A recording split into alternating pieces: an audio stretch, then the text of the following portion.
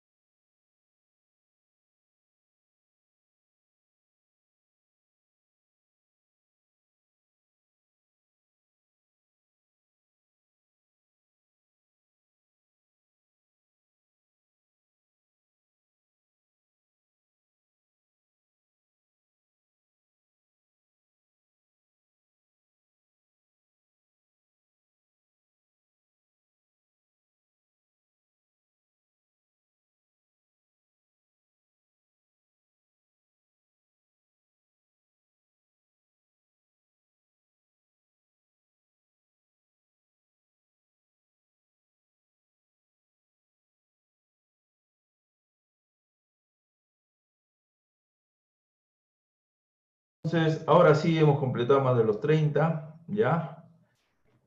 Aide Jessica Salwa. Buenas tardes, profesor y compañeros. Soy nueva en la especialidad de enfermería del sexto semestre. Bienvenida, Aide Jessica Salwa. ¿Desde cuándo ya estás ahí? ¿Recién?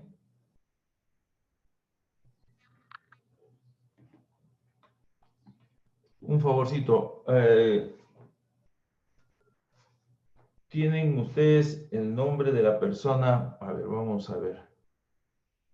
Mientras tanto, ya vamos a ver el video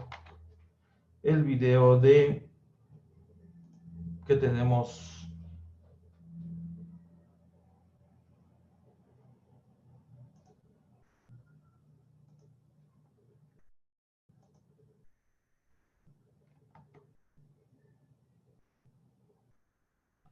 para esta ocasión, ¿ya?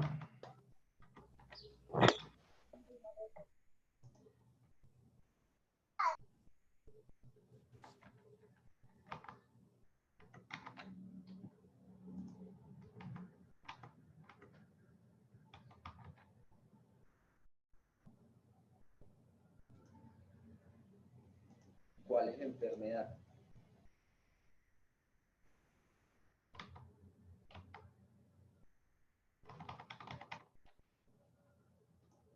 Vamos a empezar con un video.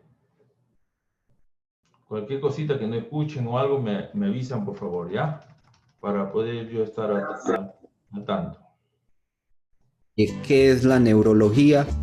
¿Cuáles enfermedades deben ser manejadas por un neurólogo y cuáles no les da manejo? Según la Real Academia de la Lengua Española, neurología se define como la ciencia médica que estudia el sistema nervioso y sus enfermedades. Para poder entender las enfermedades del sistema nervioso, debemos tener en cuenta que este sistema está compuesto por el cerebro, cerebelo, tallo cerebral, médula espinal, nervios y músculos. Las enfermedades que maneja el neurólogo van relacionadas con el compromiso de cualquiera de estas estructuras. Las enfermedades que son manejadas por el neurólogo son muy diversas. Maneja enfermedades como los dolores de cabeza severos que sean de inicio agudo o que lleven un proceso crónico como la migraña. Maneja infecciones del sistema nervioso como la inflamación de las capas que recubren el cerebro o meningitis, o la inflamación del cerebro denominada encefalitis. Se encarga de diagnosticar y manejar los síntomas de tumores cerebrales y también cambios en la circulación y flujo sanguíneo cerebral secundario a trombosis o hemorragias al interior del cerebro. Las enfermedades neurodegenerativas como la enfermedad de Alzheimer, esquizofrenia y enfermedad de Parkinson también son competencia del neurólogo. Este también hace vigilancia, tratamiento y control a las convulsiones y enfermedades asociadas con eventos convulsivos como la epilepsia. Dolores de origen nervioso como las neuralgias también son del enfoque del neurólogo. Los trastornos del movimiento como el temblor, tics y otros movimientos más complejos como el hemibalismo o corea son otras enfermedades que son parte de la neurología. Sin embargo, trastornos como la ansiedad, la depresión, trastornos del sueño y la adicción a sustancias deben ser manejados por un médico psiquiatra. Por último, las intervenciones quirúrgicas que se deben realizar por sangrado, tumores o focos de lesión en el cerebro o médula espinal son manejadas por el neurocirujano. Gracias por observar este video. Recuerda que te habló Santiago Vázquez Builes. Te invito a seguir visualizando el contenido de tu virtual. La mejor oportunidad que te da la vida de transformación. Y es justamente cuando llegan las crisis. Muchas personas creen que necesitan estar bien para empezar a trabajar en la motivación, en los objetivos. Y si de verdad crees esto, yo quiero decirte que tal vez estés...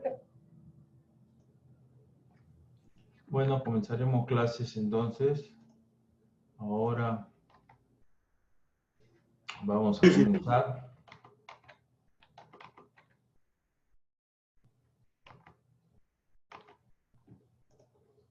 Vamos a hacer las clases de enfermedades neurológicas y su tratamiento farmacológico. Bueno, en la primera clase habíamos visto todo lo referente al sistema nervioso, cuál era su mecanismo de acción de las células nerviosas, cuál era la patología más frecuente de ellas, ¿no? Ahora vamos a seguir con esta misma técnica de enfermedades neurológicas y su tratamiento.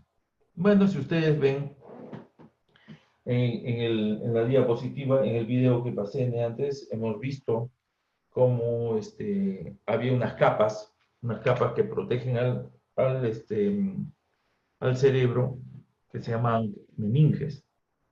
La capa más externa y la más dura se llama duramadre. La del medio, ya, la del medio, más o menos a esta altura, se llama pía madre. Y la más interna es la pía madre, y la parte media es la arachnoides, que es una especie de araña, ¿no?, vascular.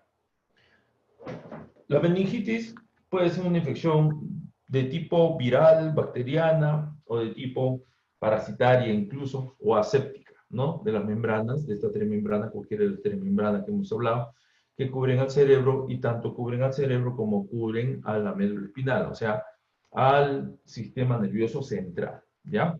Sistema nervioso central.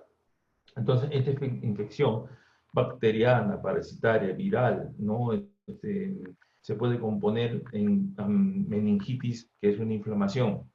Y en cuanto a las meningitis bacterianas, son causadas casualmente por varios tipos de bacterias, ¿no?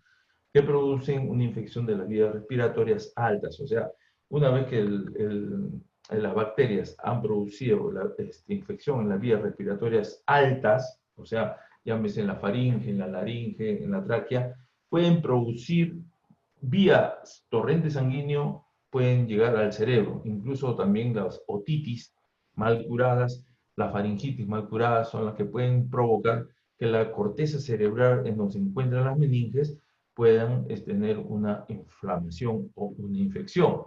Aquí llámese,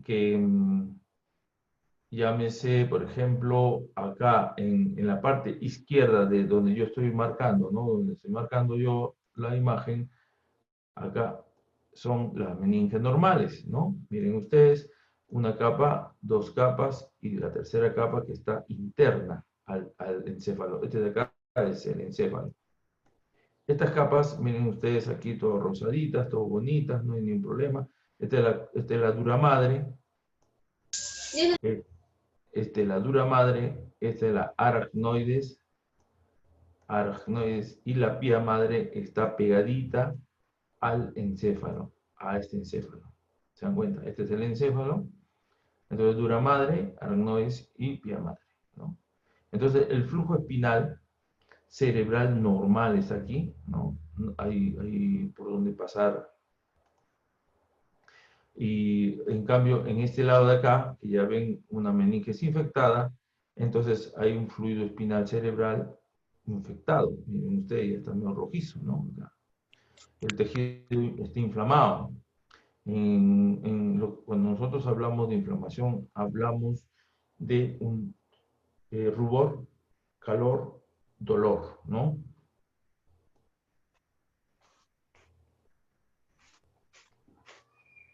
Luego tenemos lo más resaltante de esta inflamación, qué bacterias son las que están inflamando generalmente.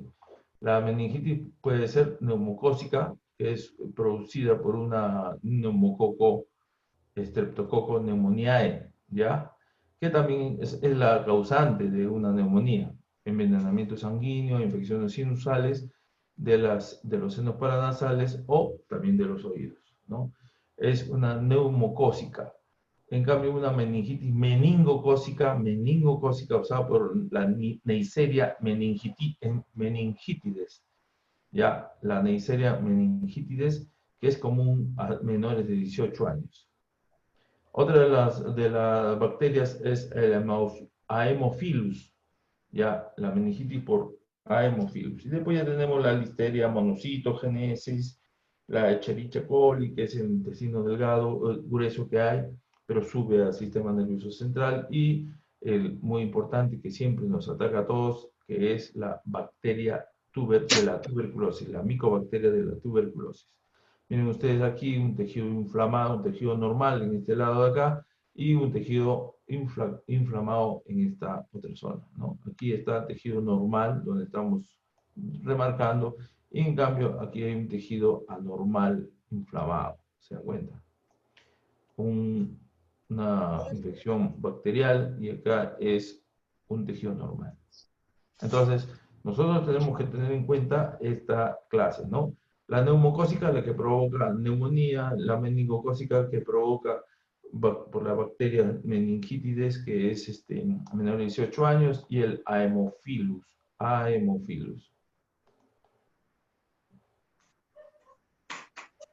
Miren ustedes una meningitis viral, ¿no? Una meningitis viral, como está, es una enfermedad típicamente leve, ¿no? Generalmente no es mortal. Y está causada por unos enterovirus. Entero quiere decir intestino, virus del intestino, ¿no? El virus comúnmente que entra al cuerpo por la boca y viajan a través del intestino, viajan al cerebro y los tejidos circundantes, donde se van a multiplicar y van a provocar ese tipo de meningitis viral o aséptica, que se llama, ¿no? Eso igual es lo que también ha provocado ahora en este tipo de pandemia, ha provocado este tipo ¿cómo se llama?, de bacteria que ha ocasionado el coronavirus, ¿no?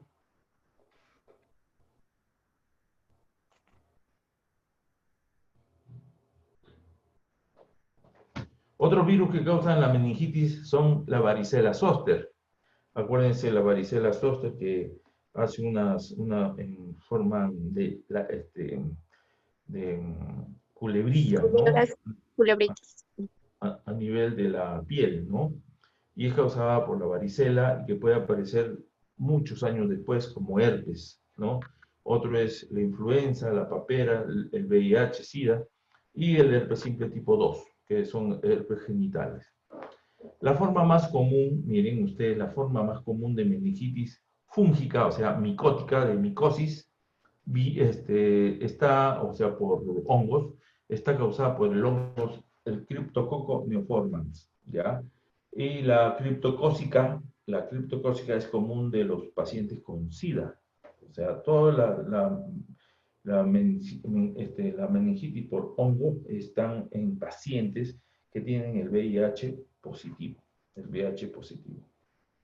¿Cuáles son los síntomas de una meningitis? ¿No? Tenemos dolor de cabeza, intenso, pérdida de la memoria, delirio muchas veces, fiebre, escalofríos. Muchos pacientes informan una otalgia bilateral, dolor de oídos, sensibilidad de la vista, cambio en el estado mental, dolor en la parte posterior de la nuca, fiebre, vómitos, náuseas. Hay una especie de sensación de dolor a la intensidad de la luz, que se llama fotofobia, cefalea intensa, o sea, dolor de cabeza intensa, rigidez de nuca, dolor muscular, dolor en las extremidades y manchas, muchas veces manchas en el cuerpo, ¿no? Entonces, si nosotros tenemos a un paciente que tenga, sobre todo que el cuello lo tenga muy rígido, entonces es que estamos ante una inflamación. ¿Y por qué? ¿Qué tiene que ver el cuello con una meningitis? Acuérdense que la meninges está en el sistema nervioso central. ¿Y quién compone el sistema nervioso central? Tanto el encéfalo como la columna, que está la médula ósea, ¿verdad? En la médula ósea que está el problema de la columna. Tiene meninges y está inflamado y por lo tanto hay rigidez de nuca. ¿Qué tratamiento se utiliza para la meningitis bacteriana? El tipo específico depende de la bacteria que causa la infección. Tenemos antibacterianos de amplio espectro, como la ceftriaxona, tenemos penicilinas. Las penicilinas son muy importantes para el problema de meningitis. Tenemos ahora otros productos más fuertes, como son el imipenem. Tenemos el otro que se utiliza poco ahora, pero es hospitalario este tratamiento, la vancomicina, ¿no? Líquidos intravenosos, o sea, suero, su cloruro de sodio o su dextrosa al 5% con electrolitos. Medicamentos para tratar síntomas como el edema cerebral, porque en la inflamación hay edema de todas maneras, ¿no? Medicamentos para tratar tanto el shock como la crisis epiléptica que también se da.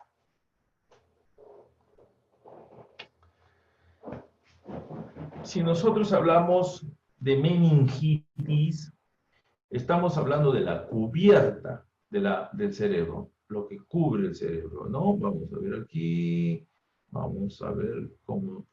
Aquí, miren ustedes, hay una capa externa, gruesa, que se llama meninge.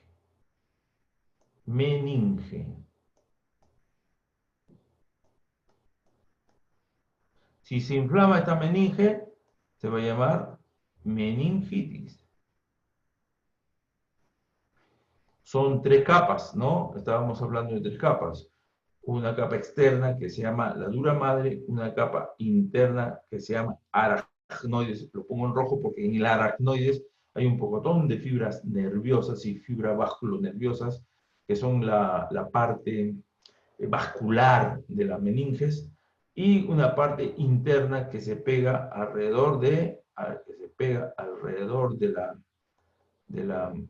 encéfalo, más o menos a esta altura. Se pega y es el que se mete dentro de todo. Esa parte se llama ya, y la parte más interna, pía madre. Entonces, pero nosotros ahora estamos hablando de una encefalitis. Lo anterior era meningitis, porque estaba tomando la meninges, pero ahora se llama encefalitis, porque este es el encéfalo o cerebro propiamente dicho. Encéfalo.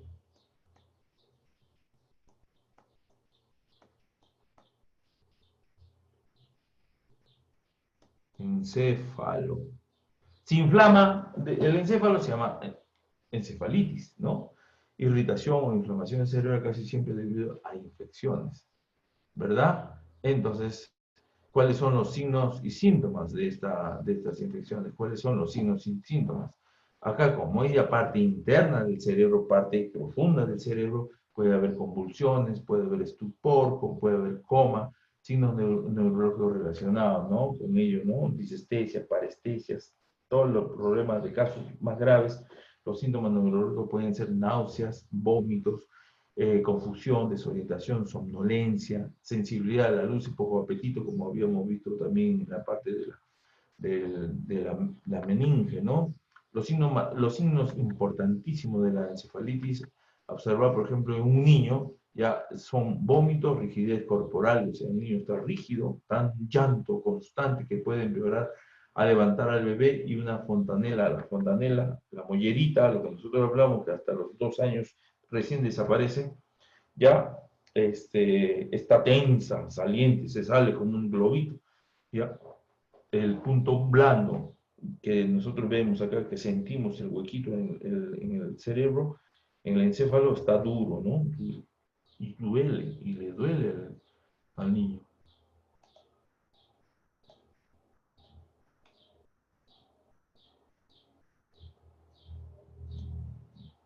Entonces ahora tenemos que el encéfalo o la encefalitis se puede complicar y afectar la audición, puede complicar cuando son casos severos, ¿no? Audición, la memoria, el control muscular, la sensibilidad, el lenguaje, la visión, ¿no? Acuérdense que hay un sinnúmero de patologías adyacentes a esta encefalitis, ¿no? ¿Cómo se diagnostica? Se hace un examen físico neurológico, los análisis laboratorios muy importantes como ayuda diagnóstica, examen de orina, las secreciones corporales. Se hace a través de la columna una punción raquídea, y se ve el líquido cefalorraquídeo. Por la punción raquídea tiene que salir a un color cristal de roca. Si sale rojo, medio rojizo, es una patología. Si sale medio amarillo por pus, es otra patología, ¿ya? La punción raquídea en ese aspecto se ve como esto. Y entonces el cristal de roca es lo normal en una punción raquídea. Tomografía computarizada, resonancia magnética y el encefalograma al final, ¿no? Mire ustedes, ¿qué tratamiento le vamos a dar? De acuerdo al ente o al agente que va a provocar ese encefalitis.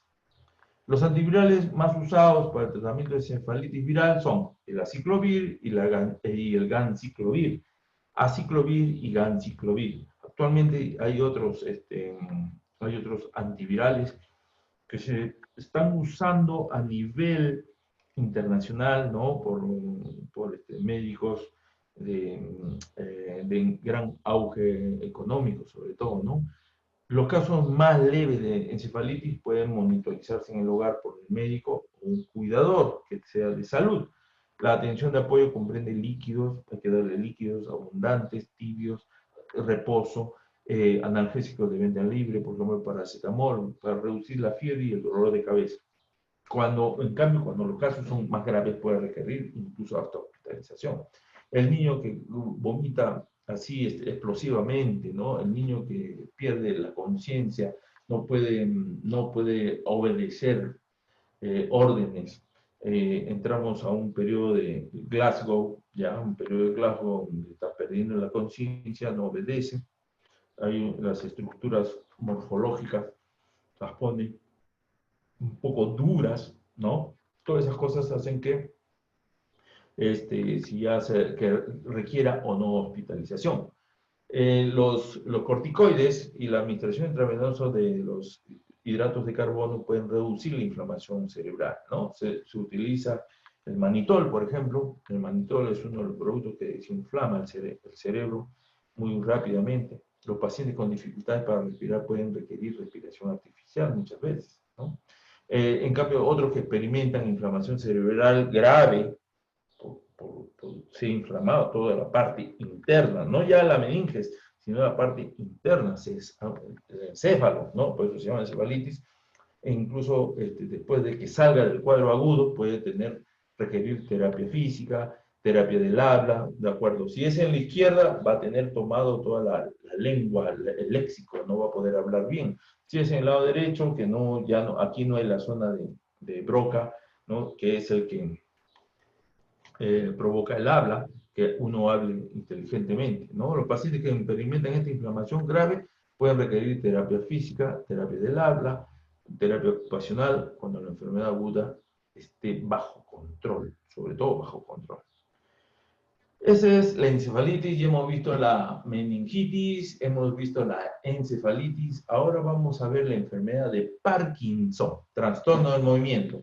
Entonces, las células nerviosas, las neuroglias, las neuronas, no van a producir suficiente cantidad de una sustancia importante, química, muy importante en el cerebro, que se conoce como la dopamina, ¿no? Algunos casos son genéticos, ¿ya? Pero la mayoría no parece darse entre miembros de una misma familia. Pero sí puede ser a través de factores como los golpes, que es lo principal, ¿no? La sensación ¿cómo se llama? Intensa de cefalea por problemas, por ejemplo, los boxeadores a la larga suelen sufrir esto, ¿no? Por golpes constantes que tienen que recibir a la hora de las peleas que realizan, ¿no? Algunos síntomas del mal de Parkinson sobre todo es el temblor importantísimo, el temblor de las manos. Cuando uno está en reposo comienza a temblar. La cara, el paciente es como muy indiferente, como una persona indiferente. Está sufriendo, pero es indiferente, ¿no? Esa cara indiferente. La inclinación del cuerpo hacia adelante junto con la cabeza es otro, y el temblor de las manos. Las rodillitas también van a estar dobladas, ¿no? Hay una rigidez de lo que nosotros llamamos aquí, que está ¿cómo se llama?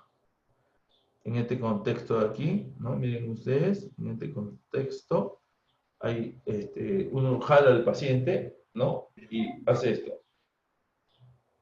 Jala al paciente, y en vez de bajar así, como estamos haciendo ahorita, ¿no? No, el paciente hace esto. A eso se llama rueda dentada. El signo de rueda dentada. Ya, el signo de rueda dentada.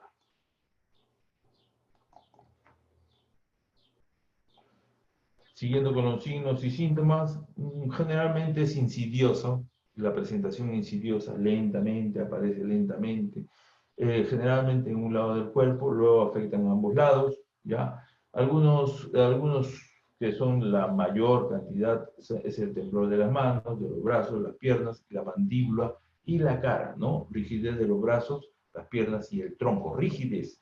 Lentitud de los movimientos, problemas de equilibrio y coordinación. Los síntomas de la enfermedad de Parkinson, generalmente cuando son en edad avanzada, tenemos alteraciones cognitivas, o sea, alteraciones del conocimiento, ya no puede reconocerlo, no aprende, no evoca, tiene problemas del habla incluso, ¿no? Alteraciones de la memoria, pierde la memoria, sobre todo la memoria. Ahorita hacemos una cosa con el paciente y él pierde la memoria a los 2 minutos, al minuto, ya no sabe que ha hecho esa función. La depresión es muy importante, altera el sueño completamente, los músculos comienzan a doler en una intensidad de moderada mayor, y no solamente los músculos, sino también ya las articulaciones. ¿Ya? Típico de la enfermedad, falta de expresión facial, o sea, el paciente está en la cara como si fuera una persona indiferente, ¿no? Como una persona indiferente. Falta de expresión, no hay expresión, no hay expresión de alegría, de tristeza, de enojado, no, es una sola expresión. Puede reírse, ya, sin que la comisura de los labios vaya, o puede llorar sin que también la comisura o lo que representa a la alegría o a la tristeza se den. Los movimientos van a ser lentos, las extremidades contienen un temblor o tiene rigidez también, ¿no? Aumenta la salivación, la salivación es abundante, alteración de los reflejos posturales y alteración sobre todo de la marcha. Acuérdense ustedes que la rodilla lo dobla también el paciente, ¿ya? ¿Qué diagnóstico? El diagnóstico ya se usa un examen neurológico para el diagnóstico, la TAC, la tomografía axial computarizada con emisiones de positrones. Los científicos pueden estudiar los receptores cerebrales de la dopamina, pueden hacerse unos receptores cerebrales de la dopamina, y para determinar si la pérdida de actividad de la dopamina precede o sigue a la degeneración de la neurona que fabrican estas sustancias. Entonces, hay que determinar si la dopamina se pierde antes o después de la degeneración de las sustancias químicas. ¿Cómo tratarlo? La dopamina, ¿qué es lo que falta aquí? Hay una falta de dopamina, ¿no? ¿Se acuerdan ustedes? Estábamos hablando de este neurotransmisor, dopamina. Generalmente no puede administrarse directamente, ya que no puede pasar la barrera hematoencefálica. Hematoencefálica es la barrera de la sangre con el encéfalo, ¿no? Esa barrera no puede pasar. Así, en las primeras etapas, cuando los síntomas son leves, se utilizan los fármacos menos potentes como los anticolinérgicos. Pero cuando ya son casos severos y avanzados, se utiliza la levodopa, ¿no? La carbidopa, levodopa, el fármaco más potente usado hasta el momento para el tratamiento de dicha enfermedad. Entonces, como habíamos hablado, dentro del tratamiento farmacológico tenemos la dopamina, más utilizado es el levodopa, bromocriptina y pergolida, la selegelina, los anticolinérgicos y la amantadina. Quirúrgicamente también se puede tratar. La cirugía pretende en este caso actuar sobre la parte dañada del cerebro. Los criterios de inclusión para un tratamiento quirúrgico o una terapia quirúrgica, para una intervención quirúrgica, contempla incapacidad funcional muy grave, ¿no? Cuando hay una incapacidad funcional muy grave, hay ausencia de la demencia, hay edad inferior a 70 años y un diagnóstico confirmado del Parkinson, se puede hacer unos criterios de inclusión de intervención quirúrgica, ¿no? Entre las técnicas quirúrgicas que se utiliza para aliviar los síntomas del Parkinson se encuentra la palidotomía y estimulación eléctrica. La palidotomía, a nivel central, a nivel del cerebro, hay una sustancia, la sustancia negra y la sustancia pálida, el pallidum. Esas sustancias son las que van a provocar la pérdida de la dopamina y, por lo tanto, al perder la dopamina, pierde toda la expresión, pierde todo eso que se llama dentro del contexto farmacológico del Parkinson. Así como el Parkinson ha perdido la capacidad facial, ha perdido la capacidad de controlarse, del temblor, ya no hay una característica en la que uno pueda dejar de temblar. Hay otra enfermedad que se llama la enfermedad, el síndrome o el mal de Alzheimer. ¿Ya? El mal de Alzheimer, síndrome de Alzheimer, o también llamado este famoso mal de Alzheimer. La demencia, ya es demencia, ¿no? Por pérdida de función cerebral que se presenta en ciertas enfermedades. Acá tenemos, el mal de Alzheimer es una forma de demencia que afecta a la memoria, el pensamiento y el comportamiento. Miren ustedes aquí cómo se va perdiendo, la cantidad de todo este espacio que ustedes van a ver aquí, de aquí a aquí, de acá a acá, ¿no? Hay un espacio entre la calota, el hueso, lo que nosotros llamamos la meninge y el encéfalo. Entonces la parte interna del encéfalo, ¿no? Y la parte, parte basal, y la parte que está aquí en la corteza cerebral se va chupando el cerebro. Entonces el tamaño del cerebro sano es lo normal, que abarque toda la cavidad cerebral. Pero al haber ciertas enfermedades como el Alzheimer, es una forma de demencia que afecta la memoria, el pensamiento y el comportamiento, y el cerebro, el encéfalo, se va encogiendo como la enfermedad, ¿no? Con la enfermedad de Alzheimer. ¿Por qué? Porque mueren las neuronas con enredo, van muriendo, ¿no? Van muriendo y se van formando unas placas. Miren ustedes, el mal de Alzheimer, o algunos le dicen Alzheimer, tiene la propiedad de tener señales tempranas, señales moderadas, medias y las señales tardías. El volumen, ya habíamos dicho, el volumen del cerebro se reduce por la muerte de las células nerviosas. Las hendiduras y surcos se hacen más notorios. La célula que subsiste pierde capacidad de reaccionar a los estímulos nerviosos, ¿ya? El cerebro normalmente en la parte de acá abajo, como se dibuja en una tomografía, gammagrafía, ¿no?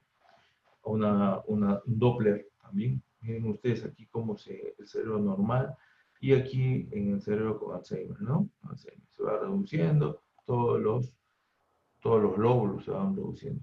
Los síntomas: tener dificultad para recordar cosas, sobre todo las inmediatas, no las mediatas, las inmediatas. Ellos pueden recordar del año 80, del año 60, del año 50, pero no pueden recordar lo que hicieron el día de ayer. Ya van perdiendo esa capacidad. Hacer la misma pregunta una y otra vez. El paciente que no sabe, no cree que ya haya sido respondido sus preguntas y por lo tanto va repitiendo concomitantemente, va repitiendo la misma pregunta a su interlocutor, ¿no? Una y otra vez. Tiene problemas para pagar las cuentas o para resolver operaciones sencillas en matemáticas. Por ejemplo, a él le prestan y él no recuerda si ya pagó o no pagó y se olvida. Entonces, él en su pensamiento, él está diciendo de que sí ha pagado. Pero la cosa es que realmente nunca ha pagado, ¿no? Pero en su cerebro piensa él que sí ha pagado. Tan igual que eso, se puede perder, se puede extraviar, ¿no? O también pierde objetos o al ponerlos en lugares extraños, ¿no? Etapas posteriores de los síntomas, los primeros síntomas son breve pérdida de la memoria, el cambio de la personalidad, es apático, desinteresado, hay dificultad para conversar, erráticos cambios de humor, o sea, ahorita está bien, más un rato se amarga y no, se amarga y se confunde, está divagando, ¿no? Hay en etapas posteriores ya una confusión severa, desorientación temporal, divagación, dificultad para conversar, no puede conversar bien, ese errático cambio de humor, incapacidad para cuidarse solo y serio deterioro de la salud y muchas veces muerte, ¿no? ¿A quién afecta? A un 20% de los mayores de 70 años. Rara vez aparece antes de los 40 años, pero sí se ha visto. Sí se ha visto también que haya aparecido menores de 40. Luego ya tenemos, ya pasó ese tiempo, ya lo hemos olvidado, pero llega unos problemas, ya va deteriorándose más la paciente y va llegando unas señales posteriores. Olvidarse, ya se olvida de que tenía que cepillarse los dientes, se olvida de que tenía que cepillarse, se olvida de que tenía que peinarse, ¿no? Muchas veces están confundidos en cuanto al tiempo, no saben qué tiempo es, en las personas y en los lugares, no sabe con quién está, como que recuerda ese lugar, pero no sabe realmente su nombre, ¿ya? Se olvida de los nombres de las cosas comunes.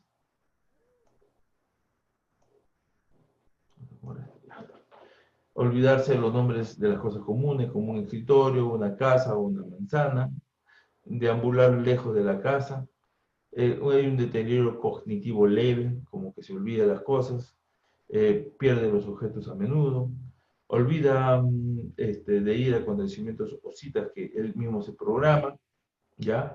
Y sobre todo, más problemas para encontrar, tiene más problemas para encontrar palabras que otras personas de la misma edad, ¿no? Mucho más palabras. Bueno, se hace para el diagnóstico, se hace un examen físico, neurológico, se pregunta acerca de todos los exámenes clínicos que le han hecho y los síntomas, prueba de la función mental, examen del estado mental, la tomografía TAG, la TAG, tomografía axial computarizada o la resistencia magnética son muy importantes. Se puede hacer para buscar otras causas de demencia. También pueden haber tumores cerebrales o accidentes cerebrovasculares. El tratamiento de Alzheimer es una enfermedad para lo que actualmente no se conoce una cura. No tenemos cura para Alzheimer. Se han practicado un pocotón de ¿cómo se llama? Tratamientos neurológicos, pero no se conocen realmente hasta la actualidad cuál es su tratamiento. Algunos medicamentos más prescritos, como el donapecilo o donepecilo, ya la ribatigmina y la galantamina. Esos son medicamentos prescritos que tienen un efecto sobre la dopamina, ¿no? Los antagonistas, los receptores del NMDA, o sea, de N-metil de aspartato, que inhibe la acción tóxica sobre las neuronas de un aminoácido llamado glutamato. Luego vienen problemas de inflamación, no esteroides, ¿no? Inflamatorios no esteroides, los AINE famosos, AINE, aspirina, ibuprofeno, indopentacino, ketotilfeno, entre ellos, se encuentran fármacos, ¿no? Antioxidantes, dosis elevada de vitamina E, sobre todo la vitamina E, o el consumo del ginkgo biloba. Hasta acá, otra de las enfermedades que ya del Alzheimer, ya el Parkinson, Alzheimer, y vamos a encontrar una de las enfermedades que ahora último se ha estado viendo en pacientes, que no ha ocurrido de mayor gravedad, pero ha habido esto síndrome de Guillain-Barré se llama, ¿no? Es un problema de salud pública grave que ocurre cuando el sistema de defensa del cuerpo, o sea, el sistema inmunológico, inmunitario, se ataca a sí mismo, ¿ya? Por error, se autoataca, entonces forma autoanticuerpos. ¿Esto lleva a qué? A que se presente inflamación de los nervios que ocasiona debilidad muscular o parálisis, ¿no? Y otros síntomas, ¿ya? Debilidad muscular o parálisis. Entonces, ¿qué quiere decir? Que el síndrome de Guillain-Barré, signos y síntomas, es un trastorno autoinmunitario, Guillain-Barré, ¿ya? En el cual el propio sistema inmunitario del cuerpo se ataca a sí mismo, Entonces, ¿qué ocurre con un paciente que tiene signos y síntomas de Guillain-Barré?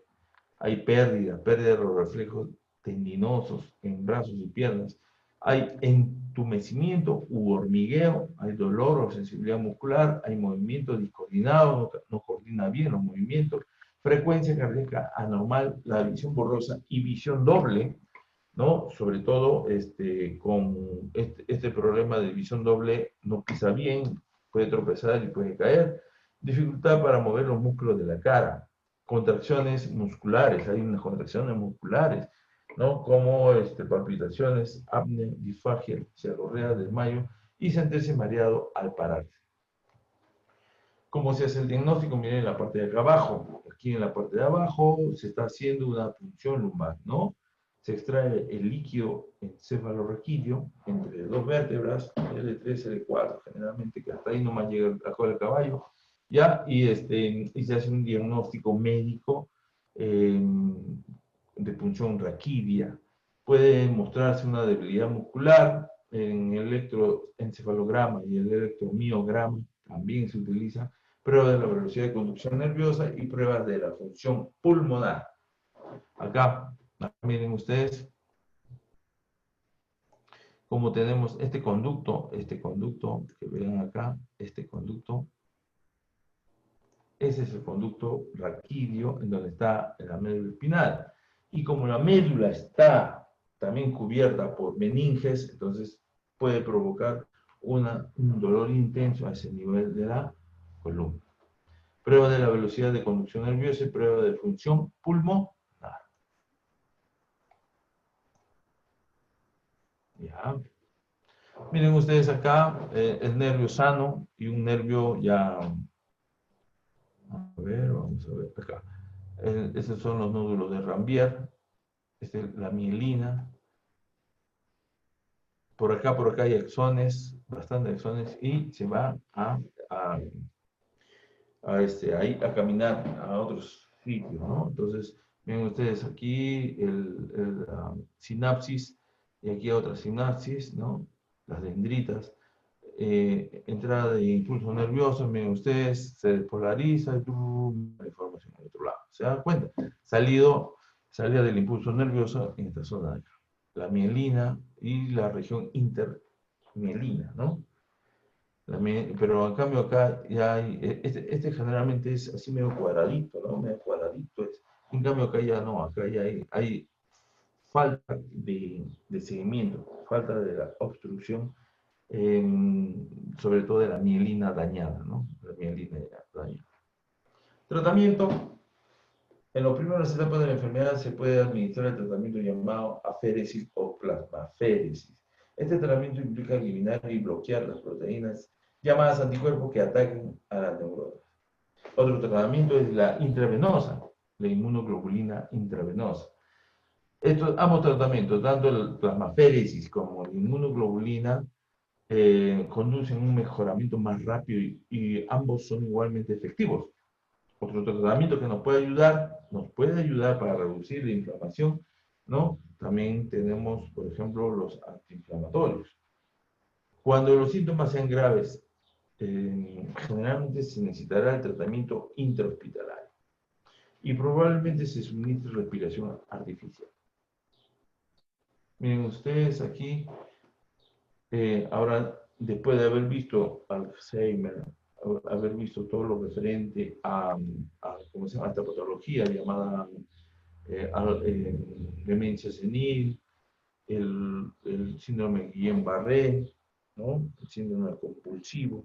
Todas estas patologías incluyen a la demencia senil.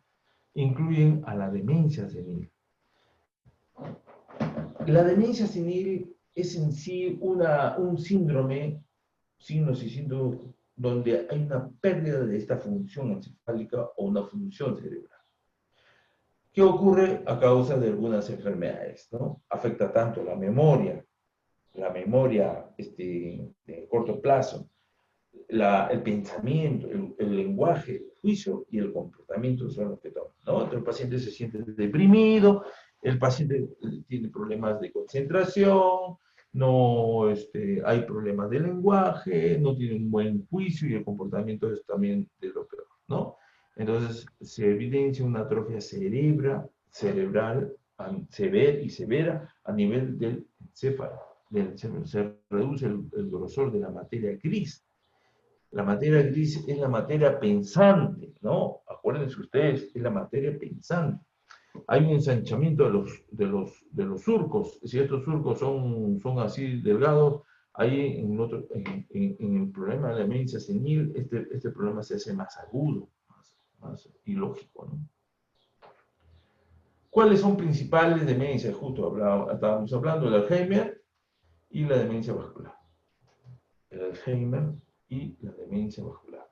Entonces, Alzheimer constituye la causa principal de la demencia, ya que entre el 50 y 75% de los casos de demencia se producen a causa de esta enfermedad. O sea, primero se da Alzheimer y después se da el problema de demencia senil. ¿Ya? Entonces, un paciente con demencia senil quiere decir que es un paciente que ya ha estado mucho más tiempo con problemas cognitivos, ¿no? Otra de las cosas es una demencia por la falta de vascular, que constituye un 50 a un 25% de los casos de demencia.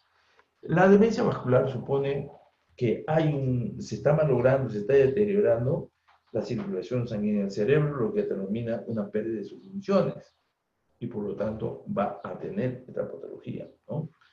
Otras causas menos habituales que pueden producir esta enfermedad son tumores, los tumores habituales en el cerebro, puede haber infecciones, la esclerosis múltiple, el Parkinson, el SIDA, hidrocefalia, golpes en la cabeza, muchas veces comprometen la atención y el conocimiento del niño, enfermedades de Lyme, la enfermedad de Lyme, alcohol u otras toxinas, y sobre todo la falta principal de una vitamina en el cerebro que se llama la vitamina B12 o hidroxocobalamina, cianocobalamina.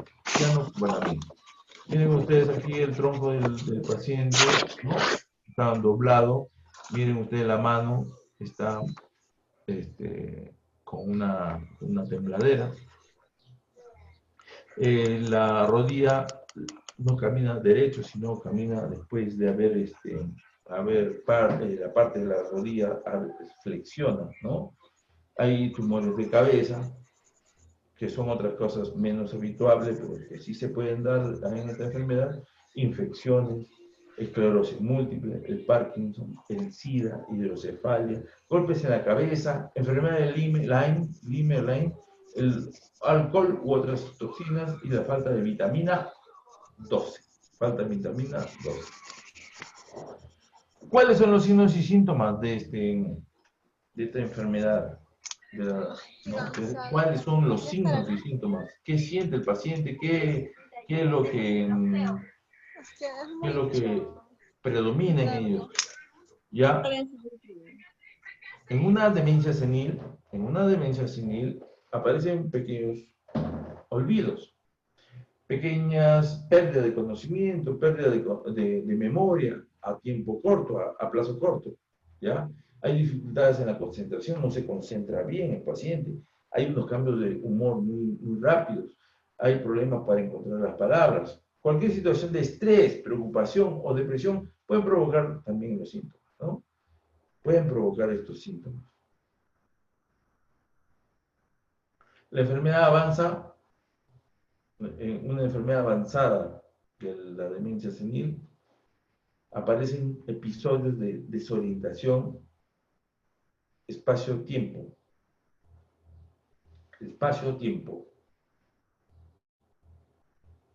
Ya hay una desorientación en ese escaso espacio-tiempo.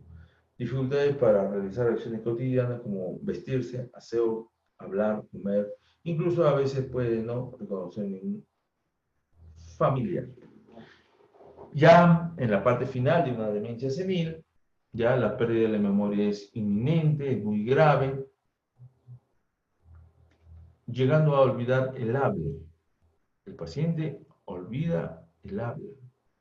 Se produce entonces inmovilidad e incontinencia total. Cuando nosotros no reconocemos a los familiares, ya no se reconoce uno mismo, e incluso existen gran dificultad para alimentarse. Entonces, ¿qué hacer cuando la demencia senil es una realidad en nuestras vidas? ¿Qué hacer? Hacer un poco de psicoterapia, llevarlo al neurólogo para que el neurólogo le haga un diagnóstico diferencial con otras patologías, y así, sobre todo el apoyo emocional que siempre tiene que tener un pacientito de esta índole, ¿no? Realmente un problema de tipo un problema de tipo terminal casi, ¿no? La demencia senil es diagnosticada por el estudio de los síntomas que la precedieron y por un examen físico. Si nosotros evaluamos las funciones cerebrales, que están asociadas muchas veces a la memoria, cuando nosotros evocamos los recuerdos, la toma de decisiones, lenguaje, capacidad de seguir directrices, entonces este diagnóstico se va a hacer más fácil. Cualquiera de este problema de funciones cerebrales asociadas con la memoria, evocación de recuerdos, toma de decisiones y lenguaje y capacidad de seguir adelante, entonces todas estas cosas junto a la tomografía de acciones computarizadas y la tomodensitometría o una resonancia magnética, entonces todos ellos nos van a informar sobre el estado neurológico cerebral del paciente. Entonces, ¿cuándo confirmamos definitivamente? Cuando puede ser obtenida solo después de una biopsia, ¿ya? Que permitirá estudiar la estructura de un fragmento de los tejidos cerebrales para ver cómo se está reduciendo la parte, sobre todo la parte pensante, la parte gris, ¿no? Si hay antecedentes familiares, también nos va a ayudar, porque generalmente esto de familia. De demencia es preferible consultar a un médico, si hay antecedentes familiares. ¿Qué tratamos al paciente? Hay un medicamento muy importante que se llama tacrina, debido a sus efectos de mejora de la memoria, ¿no? La tacrina es un tratamiento que se utiliza para la demencia senil, ¿no? Mejora en la memoria. Para mejorar la atención y activar a estos pacientes se suelen utilizar estimulantes como el metilfenidato, o la minaprina, ¿no? Algunos pacientes con demencia suelen mostrarse inquietos, ansiosos, por lo que se valora la administración de un tranquilizante como la benzodiazepina tipo diazepam, trimalprosolán. Se debe utilizar en estos pacientes, según la edad del paciente también, los fármacos antidepresivos, ¿no? Hay tratamiento psicológico, debe incluir apoyo y asesoramiento de los familiares que van a tener ellos que cuidar a sus pacientitos, ¿no? Entonces hay que apoyarlos, hay que asesorarlos a los familiares que asuman el cuidado de esos pacientitos. Ahora, hasta ahí hemos estudiado lo que es la demencia senil, lo que es el famoso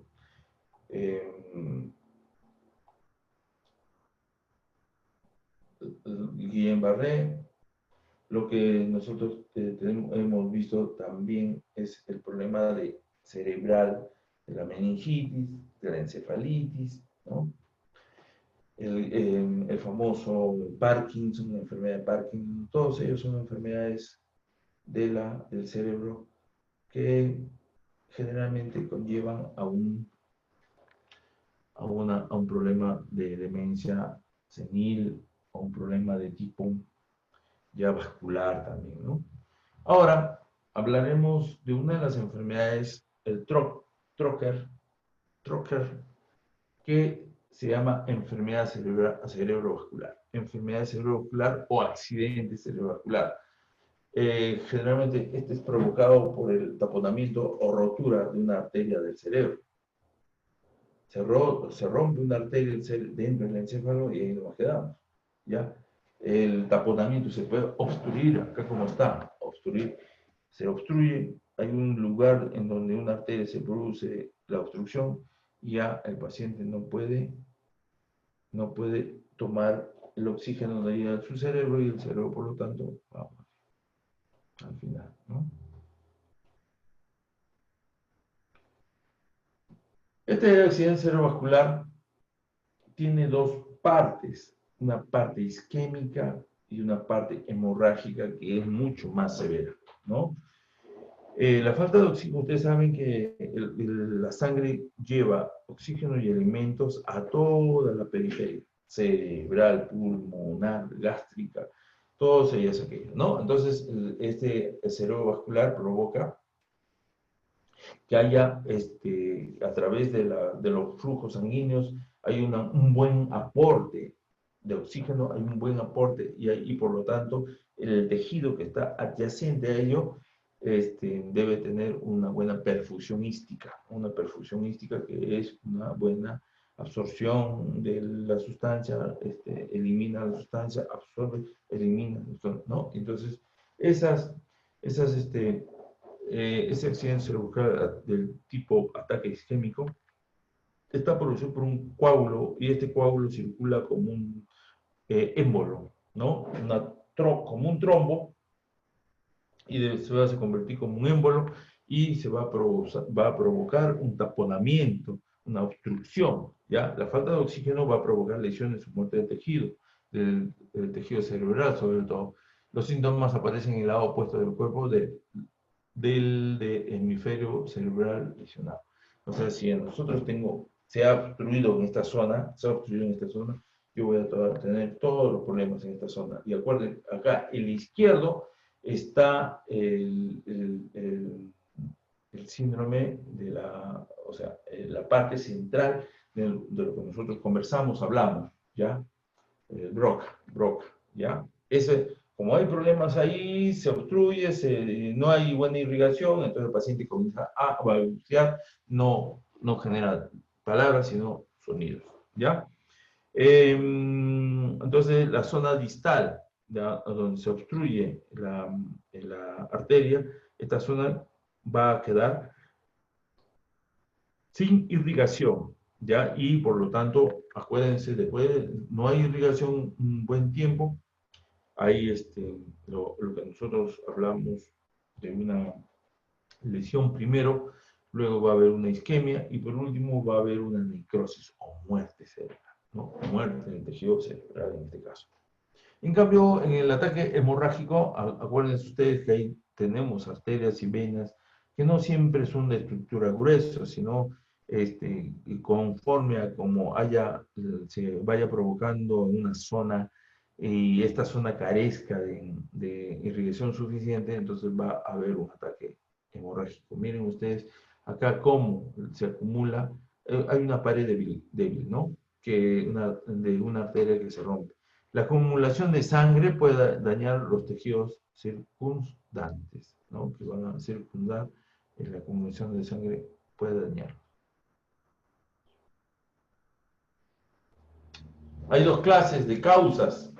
Hay dos causas de los accidentes cerebrovasculares, o ACV.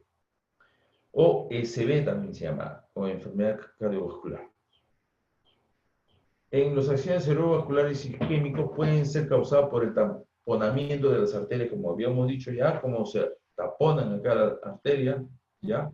Y esta arteria hace que no llegue sangre a una parte del cerebro. La grasa, el colesterol y otras sustancias se acumulan en la pared de las arterias y forman una sustancia muy pegajosa llamada placa. Hay una placa de Peyer, ¿no? En cambio, la hemorragia, la isquemia hemorrágica ocurre cuando un vaso sanguíneo de una parte del cerebro se debilita y esta parte del cerebro debilitada ya provoca que la sangre se escape hacia el cerebro, pero rompiéndose, ¿no? Se rompe la bolsa y sale. Algunas personas tienen efectos de los vasos sanguíneos del cerebro que hacen que esto sea más probable. Estos defectos pueden abarcar aneurisma, o sea, la salida, la que habíamos visto antes acá, este es un aneurisma, ¿no? Esto, una bolsa. Y unas malformaciones arteriovenosas, ¿no? Aneurisma o malformaciones arteriovenosas. Aquí ustedes ven aquí una hemorragia, un stroke también se llama, ¿no? El ACV también se llama stroke. Ya hay un tejido cerebral dañado porque hay abundante sangre que ha salido, ha roto el vaso. En cambio acá hay una isquemia, solamente miren ustedes, se vuelve morado, después se vuelve por blanco y al final muere con un tejido negro, ¿no? Ahí hay una sangre que va reemplazando, que va invadiendo todo el tejido cerebral. Ahí nomás queda, se obstruye y va distalmente al ¿cómo se llama?, al comportamiento del trombo, distalmente se va muriendo esa zona, ¿no? ¿Cuáles son los factores de riesgo? La hipertensión arterial es un factor de riesgo número 1 por accidentes cerebrovasculares. La hipertensión arterial por la presión puede reventar la vena del cerebro o la arteria del cerebro, ¿no? Los otros factores mayores de riesgo son fibrilación auricular, el corazón no está contrayendo, no está contrayendo, sino que está fibrilando. La diabetes mellitus, otro de los acontecimientos en donde la diabetes, como hay un gran número de hidratos de carbono, estos hidratos de carbono también pueden provocar una forma de placas, ¿no?, a nivel de los tejidos de la parte interna de los vasos sanguíneos, ¿no? Fibrilación auricular, la diabetes, antecedente familiar de la enfermedad, si ha habido un stroke a nivel de familia, también se puede ver esa posibilidad, ¿no? Aumento de la edad, especialmente por encima de los 55 años, colesterol alto, la raza negra es la más susceptible a morir por un accidente cerebrovascular. ¿Qué será? Según los estudios decían que el cerebro de la persona de raza negra puede tener mayor cantidad de hipertensión, son más bruscas, más, ¿cómo se llama?, más factores de riesgo por la grasa que puede contener ahí altamente, ¿no? Las personas que también tienen una cardiopatía o mala circulación en las piernas causada por el estrechamiento de las arterias o por el acúmulo de vasos, acúmulo de grasa o porque las venas se dilatan también, todos esos pueden ocasionar un factor de riesgo para el stroke, o sea, el ACV, ya, stroke o ACV. Entonces miren ustedes aquí en estos dibujitos, el paciente se cansa fácilmente, tiene mucha sed, pérdida de peso, aumento del apetito, incremento de la orina. Ya, miren ustedes, mucha sed, ese es polidipsia, mucha sed, polidipsia, quiere tomar mucha agua. Aumenta el apetito, tiene mucha hambre, a eso se llama polifagia. Polidipsia y polifagia. Muy bien, así es. Entonces, mucha sed, pérdida de peso, aumenta su apetito, incremento de la orina, ¿no? Y la orina se hace más espesa, o tipo de diabetes, ¿no? Tipo de diabetes, ¿ya? Entonces, para esto hay que controlar minuciosamente la hipertensión, hay que controlar con el ejercicio para evitar la hipertensión, evitar el fumar, evitar ¿cómo se llama? Esfuerzos enormes, sobre todo cuando uno tiene problemas de vasculares, puede tener problemas vasculares, ¿no? Por la piel del tejido vascular que es muy débil, también puede ser eso, ¿no? Entonces, el alcohol también, el exceso de sal también van a ser muy importantes. Ahora, ¿cuáles son los factores de riesgo de estos pacientes, ¿no? Los factores de riesgo. La posibilidad de un accidente cerebrovascular es mayor en personas que llevan un estilo de vida no saludable, no hacen ejercicio, fuman, toman, engordan demasiado, hay problemas de sobrepeso, obesidad, el consumo de alcohol en exceso, consumir demasiada grasa o sal, el fumar desmedidamente, el consumir cocaína u otras drogas ilícitas, ¿no? Sobre todo eso, ¿no? Y las píldoras anticonceptivas pueden aumentar la probabilidad. Mire, las píldoras anticonceptivas pueden provocar la probabilidad de tener un coágulo sanguíneo. El riesgo es mayor si las mujeres fuman y tienen más de 35 años y sobre todo si es que toman alcohol. Síntomas. Ahora, ¿qué es lo que siente el paciente? ¿Qué siente el paciente? El paciente siente vértigo. Hay un problema de tipo cerebrovascular, a nivel cerebral. Dificultad para hablar. Si que toma la parte izquierda, hay una dificultad para hablar. Piernas o brazos entumecidos o adormecimiento, es lo que se llama disestesia o parestesia por el dolor. Dolor de cabeza intenso, que no es habitual. Dificultad para caminar, pérdida súbita de la visión de un ojo o visión borrosa delimitada, mareos, dificultad para manejar los brazos o coordinar los movimientos y sobre todo la confusión general. El paciente está confundido, no puede ser, hay una ataxia, o sea, hay una dificultad para caminar, hay una dificultad para mantenerse en pie, ahí el cerebelo contribuye a los movimientos de coordinación para que estos sean uniformes y coordinados, ¿no? En cambio, la parte del encéfalo, esa parte del encéfalo, el encéfalo controlada, controla mucho la respiración. O sea, acá hay centro los centros de respiración en el tronco de la vida. A esto también se le llama árbol de la vida. A esta zona de acá, que está en colores, se le llama árbol de la vida. Es el tronco cerebral, el tronco del encéfalo. Ya va a controlar aquí la respiración, los latidos cardíacos, el habla articulada y sobre todo, aquí está el centro de la presión arterial y de la temperatura también.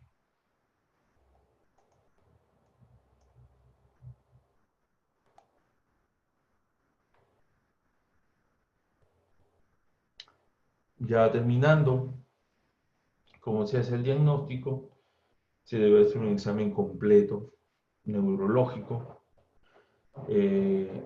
Se debe ver los vasos sanguíneos de la cabeza. La angiografía, sobre todo, puede revelar cuál vaso sanguíneo está bloqueado o sangrando. El dúplex carotidio, la ecografía de la carótida, ¿no? Para mostrar si hay estrechamiento, porque a veces a ese nivel hay un estrechamiento en las arterias del cuello.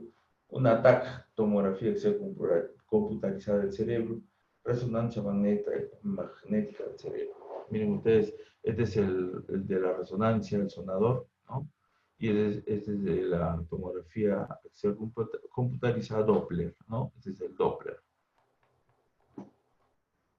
Este es el Doppler y este es la parte para hacer la tomografía axial computarizada. Al final, este diagnóstico se puede hacer un ecocardiograma también. Miren ustedes acá el ecocardiograma. Si el accidente cerebrovascular no pudo haber sido causado por un coágulo sanguíneo que proviene del corazón, cuando las famosas fibrilaciones auriculares, ¿no? El corazón no contrae bien, sino que forma coágulos, ¿ya? Y un estudio de vasos sanguíneos por resonancia magnética o angiografía por tomografía computarizada para ver si hay o no hay vasos sanguíneos anormales en el cerebro, ¿ya? En el cerebro. Entonces, ¿qué tratamiento se utiliza en un accidente cerebrovascular? Ojo, el accidente cerebrovascular es una emergencia médica. Es una emergencia médica. El paciente está bien y en cualquier momento comienza a caer de una forma escalonada, sutil, de una forma, ¿cómo le llamamos? Una forma no abrupta, no es rápida, sino va poco a poco. Entonces nosotros estamos hablando de una ACV, un accidente cerebrovascular isquémico, ¿no? Porque en el isquémico, acuérdense que el vaso sanguíneo va reduciendo el tamaño y no hay buena irrigación. Entonces la presión arterial aumenta y no hay una buena circulación y por lo tanto la parte se va a deteriorar, se va deteriorando. Entonces, para esto se puede utilizar fármacos trombolíticos para disolverlo, ¿no? Fármacos trombolíticos. Se puede utilizar anticoagulantes como la heparina o la warfarina, que es el Coumadin, ¿no? La warfarina, el ácido acetilsalicílico y el clopidogrel. Tenía yo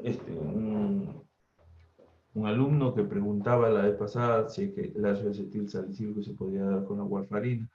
Muchos, para llegar a una anticoagulación mayor, acuérdense que el INR, el índice de normalidad, el INR que se estudia para ver que no no vaya a haber sangrado, se llama INR. Ese INR es 1, ya en todas las personas, pero cuando uno ya comienza a tomar anticoagulantes o warfarina, ese va aumentando a 2, 1.2 o hasta 2, ¿no? Según la cantidad de pacientes que nosotros tomamos.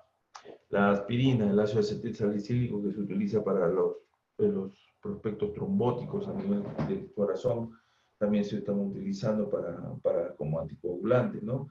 Y el famoso clopidogrel. El clopidogrel también se utiliza como antitrombótico. Entonces se debe utilizar los medicamentos para controlar los síntomas, entre ellos la hipertensión arterial, llámese el captopril, ¿cómo se llama? El losartán, el valsartán, irbesartán, ¿no? Todos los sartanes que bajan la presión arterial. El tratamiento se hace procedimientos especiales y sobre todo cirugía, ¿no? Para aliviar los síntomas o prevenir más accidentes cerebrovasculares. Se hace una embolectomía, o sea, se retira el émbolo, y trombovectomía, o se retira el trombo, ¿no? Con un cerebro vascular. Se tiene que hidratar y nutrir al paciente. Una sonda de alimentación en el estómago siempre y cuando el paciente esté en coma y tenga un Glasgow bajo, ¿no? Un Glasgow bajo. La fisioterapia y la terapia ocupacional y la logopedia y la terapia de reclusión se iniciarán todas en el hospital y son muy importantes para ver el prospecto, el proyecto o el pronóstico del paciente. El paciente al final tiene que tener un pronóstico y ese pronóstico es o no es factible siempre y cuando nosotros demos un buen tratamiento. Hasta acá, chicos, gracias por su atención. Hasta acá, me gustaría saber si es que hay alguna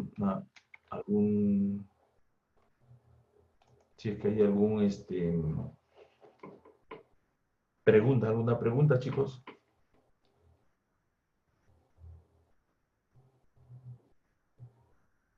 ¿Hay alguna pregunta, Rosario Delgadillo? ¿Alguna pregunta, Isabel Aguirre?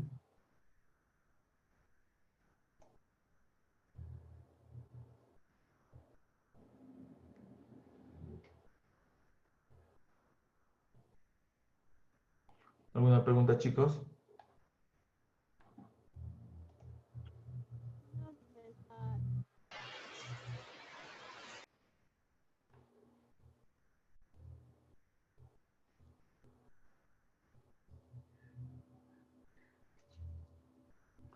Aide, ¿te puedes mostrar? Quiero conocerte.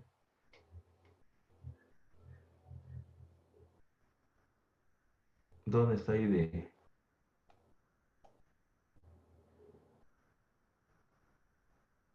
No está Aide.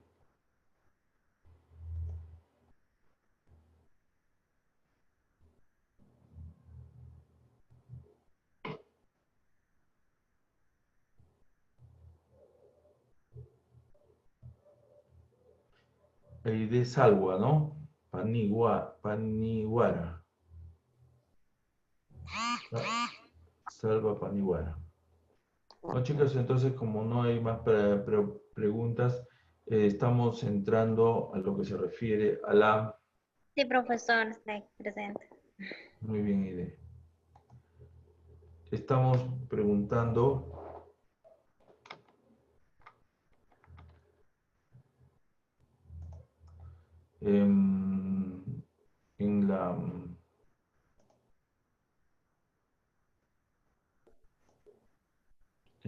¿cómo se llama? En la tarea, ¿ya? En la tarea vamos a ver lo que se refiere a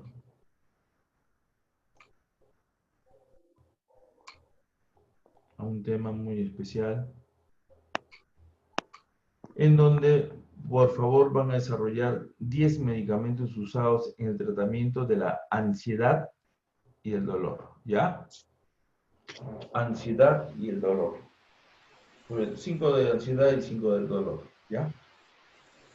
Ahí van a ver el mecanismo de acción, sus indicaciones terapéuticas, su posología, su advertencia, precauciones, modo de administración y contraindicaciones, ¿sí?